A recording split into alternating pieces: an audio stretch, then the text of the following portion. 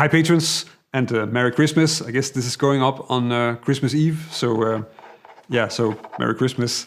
And since I'm working with outside material in the main video this week, then one of the things that I'm not really talking about that is actually really practical if you're playing on a static chord is to use pentatonic scales as a way of creating outside material.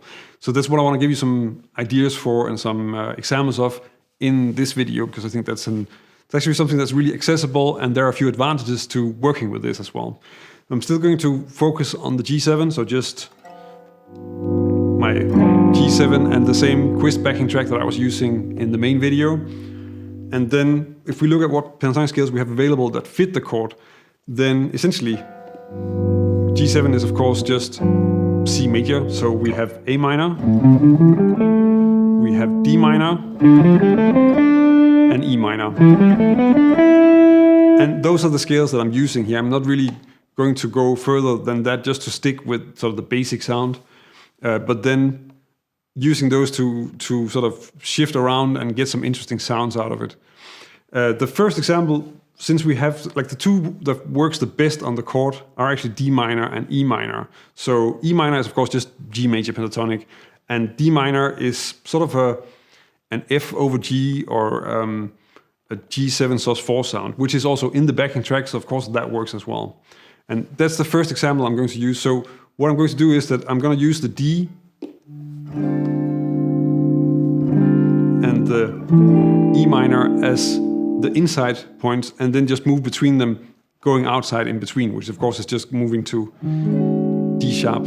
And that's a really easy way to work with something, and it's also a nice way to sort of create some melodies that you can just shift around and it still works, just as long as your melody is not too boring. It has to be strong enough that it doesn't sound too predictable and robotic. So the one that I'm using in the example is really just this, which is sort of intervallic but still a melody. So,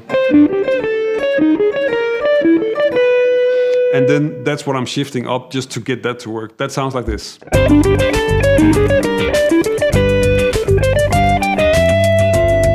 Another option that is really nice for pentatonic scales is to just start moving them around symmetrically. And I guess there are sort of two main ways to do that works really well, and that is to move them around in thirds. The first one would be to move them around in major thirds. So if we take the D minor pentatonic, so a melody, I think I'm playing this actually, I didn't write it out yet, but I think I'm playing this phrase, and then move that around in major thirds. Then you have to play it first in D, and then I'm moving it down to B flat and then to F sharp. So you can tell this is getting really far away from the G7. So you get this. I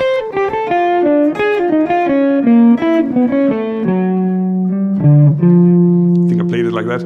So it's like a phrase that's finally just resolving to some G7 chord tones, but for the rest it's just the same phrase that's moved down in major thirds, creating more and more tension, or at least different kinds of tension, because D flat sounds dissonant in one way and F sharp kind of sounds dissonant in another way.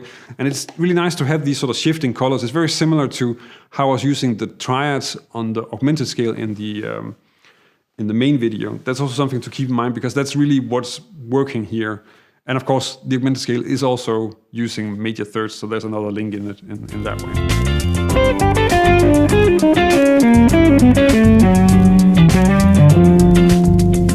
Let's also look at the minor thirds.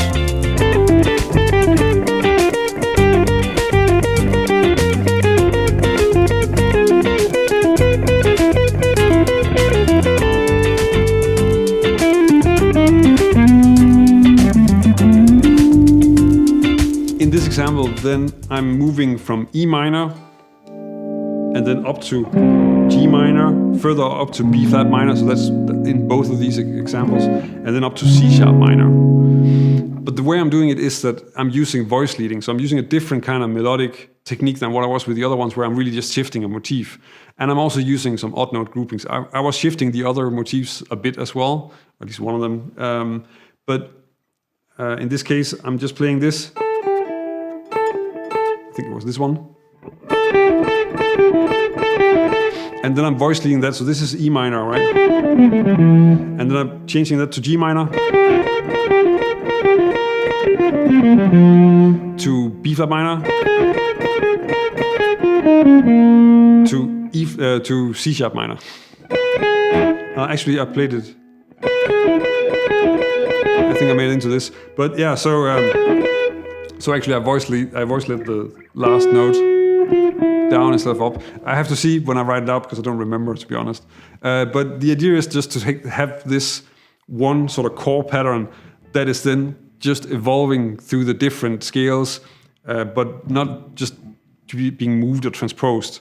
And then also on top of that, have this odd note grouping that is moving on top of the meter to get that to also create some tension that is sort of pushing and pulling a little bit in terms of how it is to listen to. And as you can tell, I'm really just improvising with it. I'm not really thinking about, oh, I have to play this that many times and this that many times. It's just all just going by feel and just repeating it because it's just all G7. It doesn't really matter, and you resolve it whenever you want to, kind of.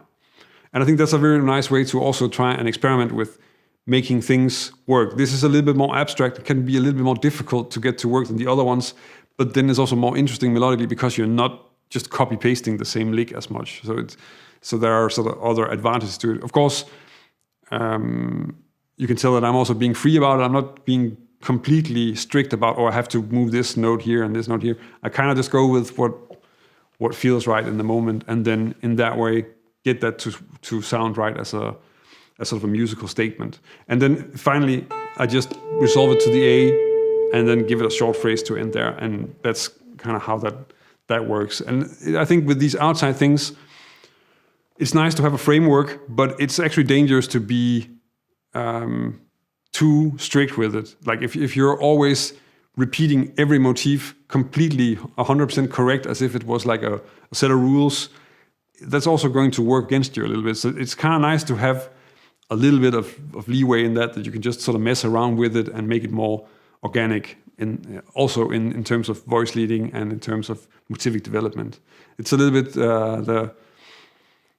that's just what makes it human in a way, that it shouldn't be too robotic what you're doing. So that's the third example. If you have any questions on this, then of course just ask here on Patreon. And for the rest, thank you for your support, and until next week.